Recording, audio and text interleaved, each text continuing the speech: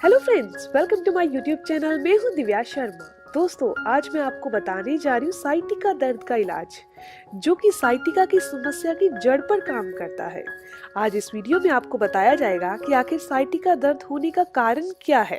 इसके अलावा साइटिका की समस्या में जिनको साइटिका की समस्या हो जाती है, उनको कौन सी चीज खानी चाहिए, कौन सी नहीं खानी चाहिए। ये चीज आपने कहीं से सुनी होगी या फिर खुद भी महसूस की होगी कि किसी इंसान को तो साइटिका की समस्या होती है, बैक पेन होता है, कमर दर्द होता है, तो किसी को ये समस्या बिल्कुल नहीं होती। तो इसके पीछे आखिर कोई ना कोई कारण तो जरूर होगा। वो कारण कौन सा है, पहले उसी के बारे में बात करते हैं। फिर जानेंगे कि कौन सी चीजें खानी है, कौन सी नहीं खानी, और इसका ऐसा इलाज जो इन सभी समस्याओं को दूर कर सकता है। तो दोस्तों, जो साइटिका दर्द का कारण है उसे हम दो भागों में डिवाइड करते हैं। 50% कारण कोई और है और 50% कारण कोई और है। दोस्तों, सबसे पहला कारण आपने सुना होगा कि शरीर में वात यानी वायु बढ़ने के कारण साइटिका की समस्या आ जाती है। नर्व जो है वो कंप्रेस हो जाती है, साइटिका की नस दब जाती है, जिसके कारण पूरी टांग में दर्द रहने लगता है। लेकिन इसके पहले का जो 50% कारण है वो है कब्ज। जरा ये सोचिए, जिन दिनों में आपको कमर दर्द, साइटिका दर्द शुरू हुआ था, क्या उन दिनों में आपको कब्ज की समस्या रहती थी, कॉन्स्टिपेशन रहता था, आपका पेट अच्छे से साफ नहीं होता था? तो ये कब्ज की समस्या के कारण ही सबसे पहले बैक पेन यानी कमर दर्द शुरू होता है। और ये धीरे धीरे इसका इलाज नहीं किया जाए कमर दर्द का, तो ये साइटिका के दर्द में बदल जाता है। दोस्तों, ये साइटिका है क्या? हमारी रीढ़ की हड्डी के अंदर वर्टिब्रा बने होते हैं। नीचे वाले वर्टिब्रा में L1, L2, L3, L4, L5, इसमें अगर कोई भी प्रॉब्लम आ जाए, इन वर्टिब्रास में कोई भी प्रॉब्लम आ जाए, तो हमें कमर दर्द शुरू हो जाता है। लेकिन L5 के बाद आता है S1। अगर ये S1 वाली नस दब जाए, S1 का मतलब है साइटिका नर्व, और अगर ये दब जाए तो पूरी टांग में दर्द रहने लगता है। खून और ऑक्सीजन की सप्लाई यहाँ अच्छे से नहीं हो पाती, जिसके कारण चलने फिरने में दिक्कत आती है, चेयर से खड़े होने में समस्या आती है। आप चेयर से खड़े होते तो एकदम से सीधा नहीं हो सकते, आपको ऐसे लगता है आपको बैंड होके खड़ा होना पड़ेगा।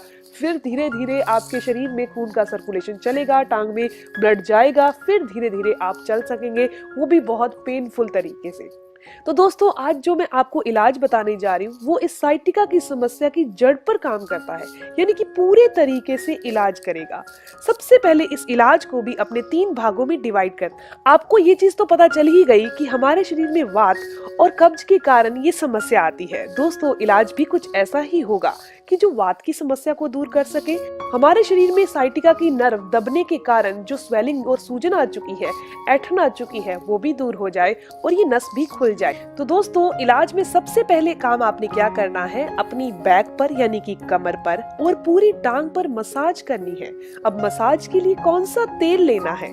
आपने तिल का तेल लेना है। उसके अंदर आपने आधा चम्मच 100 ग्राम तिल का तेल ले लीजिए, आधा चम्मच इसके अंदर जायफल डाल लीजिए। इस तेल से आपने अपनी कमर पर और पूरी टांग पर मसाज करनी है। अगर हो सके तो मसाज के बाद आप अपनी बॉडी को स्टीम जरूर दें, और स्पेशली बैक यानी कमर को स्टीम जरूर दें, ताकि वहां आई ऐंठन और जकड़न दूर हो जाए, खिंचाव जो आ रहा है नसों में वो दूर हो जाए, ताकि वहां की जो नर्व्स हैं और मसल्स हैं वो रिलैक्स हो जाएं, लचीली हो जाएं। अब बात करते हैं दूसरे इलाज के बारे में। दूसरा इलाज ऐसा है जो कि दबी हुई नस को खोलने का ही काम करता है। ये बहुत ही सटीक है।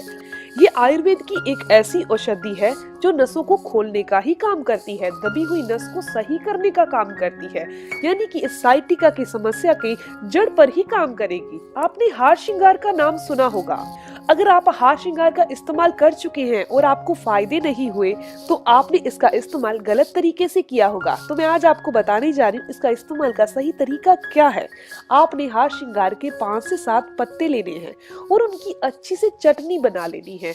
अगर आप इसे काट रहे हैं या फिर हल्का हल्का सा क्रश कर रहे हैं, तो इसका फायदा सच में आपको नहीं होने वाला। तो दोस्तों, आपने इसकी चटनी बनानी है हार श्रृंगार के पत्तों की, सिर्फ 5 से 7 की, और 1 गिलास पानी में भिगो कर रख देनी है रात को। सुबह इस पानी को आधा गिलास और डालकर उबालना है। जब पानी 1 गिलास रह जाए, तब आपने इसको हल्का सा गुनगुना करना है, यानी हल्का सा ठंडा करके चाय की तरह पीना है। ऐसा करने से साइटिका की दबी हुई नस या फिर शरीर में कहीं भी दबी हुई नस हो वो ठीक हो जाती है, क्योंकि ये आयुर्वेद की ऐसी दवाई है, ऐसी औषधि है जो कि दबी हुई नसों को खोलने का काम करती है, सूजन को दूर करती है। तो अब बात करते हैं साइटिका के तीसरे इलाज के बारे में। दोस्तों, आपको ये चीज तो पता चल गई कि कॉन्स्टिपेशन यानी कि कब्ज और वात के बढ़ने से शरीर में ये समस्या आ रही है। तो शरीर में से वात को दूर करने के लिए आपको एक इलाज और करना है, वो आपने शाम के टाइम करना है। लेकिन उसके लिए आपने सुबह एक चीज करनी है कि 1 गिलास पानी के अंदर 1 चम्मच मेथी दाना भिगो कर रख दीजिए। इसके साथ आपने लेना है एलोवेरा। दोस्तों, एलोवेरा का अभी कुछ नहीं करना। आप क्या करिए, जब शाम को 4 से 5 बजे के बीच में ये मेथी अच्छे से भीग जाए, इस मेथी डालने वाले पानी को उबाल लीजिए और पानी को छान लीजिए। इसके अंदर आप 3 से 4 चम्मच एलोवेरा का जूस डाल दीजिए और इसे पी लीजिए चाय की तरह। ऐसा करने से शरीर में जितनी भी वात यानी वाई बनी है वो शरीर से बाहर हो जाएगी। दोस्तों, वात की समस्या होने से 80 तरह के रोग हमें हो जाते हैं, चाहे वो जॉइंट पेन हो, अर्थराइटिस हो, नी पेन हो, रूमेटॉइड अर्थराइटिस हो या साइटिका का पेन हो। वात को दूर करने के लिए मेथी दाना खाना बहुत अच्छा है। अगर आप एलोवेरा के साथ इसका इस्तेमाल करते हैं तो इसके फायदे भी आपको ज्यादा मिलेंगे।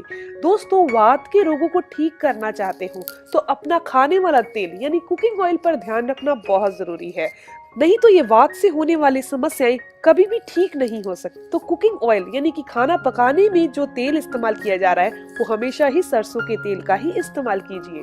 दोस्तों, अब मैं आपको बताने जा रही हूँ कि कौन सी चीजें आपने साइटिका के दर्द में नहीं खानी।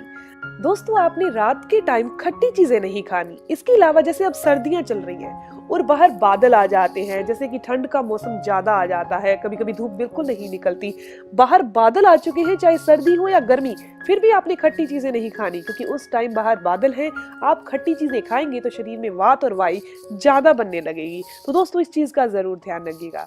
इसके अलावा आपने एनिमल प्रोटीन नहीं लेना, रिफाइंड वाली चीजों का इस्तेमाल नहीं करना, जैसे कि रिफाइंड ऑयल का इस्तेमाल नहीं करना, रिफाइंड चीनी का इस्तेमाल नहीं करना, रिफाइंड नमक का इस्तेमाल नहीं करना। ये चीजों का ध्यान रखकर आप इस समस्या को काफी हद तक दूर कर सकते हैं। और अगर इसके साथ आप इन तीनों इलाज को, यानी कि जो मैंने आपको मसाज ऑयल बताया है, हार श्रृंगार के यूज बताया है और एलोवेरा और मेथी का इस्तेमाल बताया है, इन तीनों चीजों का इस्तेमाल करके आप साइटिका के दर्द को जड़ से खत्म कर सकते हैं। अगर आप सोचते हैं कि इसकी एलोपैथिक मेडिसिन ले लेते हैं और हमारा काम हो जाएगा, तो ऐसा संभव नहीं है और बहुत सारे लोगों ने ये मेडिसिन लेकर भी कोई फायदा नहीं लिया। तो दोस्तों, ये वीडियो यहीं तक थी। आपने इस इलाज को 1 से 1.5 महीने के लिए रेगुलर करना है और एक चीज का ध्यान रखिएगा, कभी भी इंडियन टॉयलेट का इस्तेमाल नहीं करना जब तक आपको साइटिका पेन रहता है। हमेशा ही वेस्टर्न टॉयलेट का इस्तेमाल करना है, पानी बैठकर ही पीना है और जल्दी जल्दी नहीं चलना, वॉक जरूर करनी है, पैदल जरूर कर चलना है, लेकिन आपने भागना नहीं है। तो दोस्तों, ये वीडियो यहीं तक थी। अगर आपको ये वीडियो अच्छी लगी तो लाइक जरूर करिएगा और अपने फ्रेंड्स के साथ जरूर शेयर करिएगा। अगर आपके कोई भी सवाल हो तो जरूर पूछिए, आपके हर एक सवाल का जवाब भी जरूर दिया जाएगा। मिलते हैं दोस्तों नेक्स्ट वीडियो में, तब तक के लिए stay healthy, always be happy. Thank you for watching my video. Okay.